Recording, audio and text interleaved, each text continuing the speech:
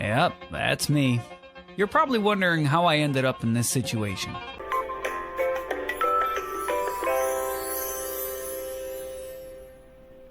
Hi besties! This is Emily and welcome to my vlog! So today is my graduation day here at World Trade Center. This is my look with the pimple patch. So stay strong, pimple patch. So ayan na to, inaayos ang aking toga pagdating at ang daming tao, nakakalula. Daming tao, hindi po nag-start agad na ako. So these are my friends. Ayan, gagraduate na kami.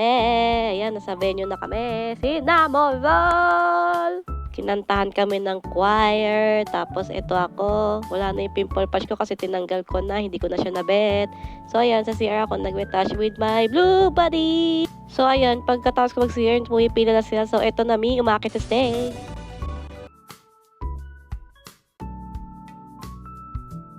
Success ang pag-akyat sa stage. So, after ng ceremony, pinalabas lang kami with the grand exit. So, that's me. Tapos, ayan, lumabas kami, napakainit. At ito, pauwi na kami. Pero dumaan muna kami sa McDo for our takeout sa bus. So, nandito kami sa bus, pauwi na at kakain ulit kami dito sa Shakey's. Kung saan dito kami magdi-dinner na. Walang masyadong tao. Pero may arcade dito, guys, na may claw machine like this one. So, tinay ni Habi yan kasi madali na daw kunin yung isang plushie, which is eto. And successfully nakuha niya. Galing niya. So, ayan, nakuha namin si Cheeky. I named him Shackles, inspired by Shaky. So, later, dumating na play food namin, which is itong pizza. Tapos, itong carbonara, which is my favorite.